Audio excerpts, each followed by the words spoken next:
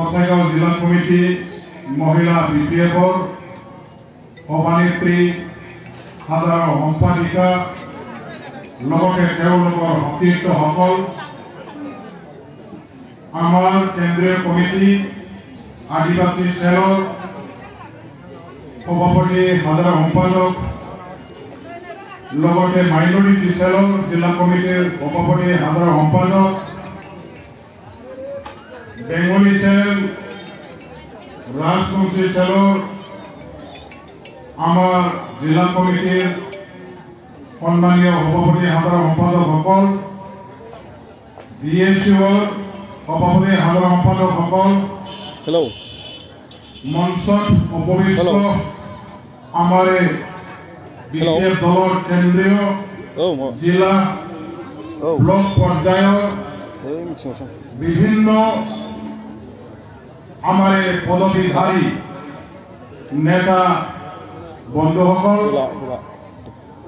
সন্মুখত বহা আমাৰ শ্ৰদ্ধা ৰাইজসকল আই ভনীসকল ককাই ভাই বন্ধুসকল আপোনাৰ সকলোৰে বিজেপি দলৰ হৈ অন্তৰৰ পৰা শুভেচ্ছা শ্ৰদ্ধা আৰু মৰম যাচিছো। ইতিমধ্যে আমাৰ জিলা কমিটিৰ সভাপতি সদাৰাম বসুমতাৰী ডাঙৰীয়া দেৱে মিটিংখন মুকলি কৰাৰ ভাষণেৰে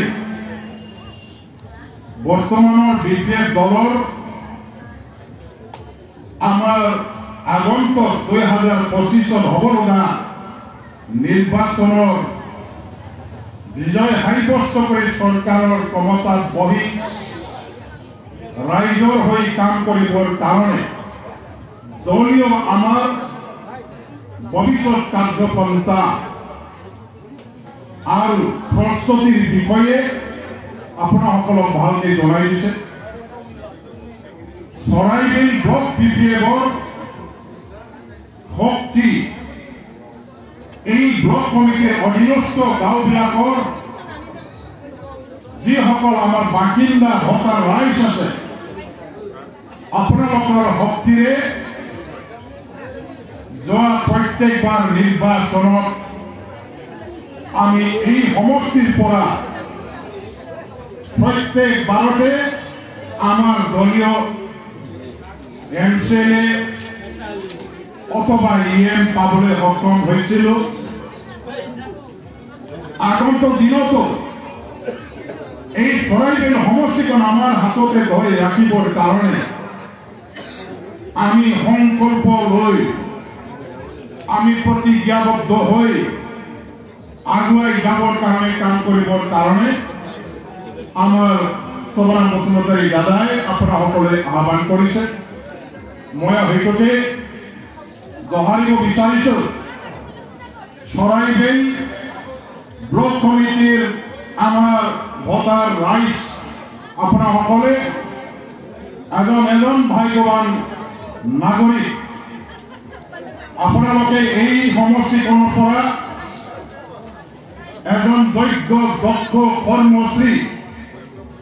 আমাৰ যুৱ নেতা মৃত্যুঞ্জয় নাৰ্জাৰীক আজিৰ তাৰিখলৈকে 2বাৰ জিকাই দিছে। প্ৰথমবাৰ যেতিয়া জিকাই দিছিলে তেতিয়া আপোনাসকলে তেখেতক আমাৰ হাগ্ৰামা মহিলাৰী ডাঙৰীয়া দেৱৰ নেতৃত্বত বিটিচিৰ যিটো চৰকাৰ আছিলে সেই চৰকাৰখনত ইএম হিচাপে আপোনাসকলে পাবলৈ সক্ষম হৈছিল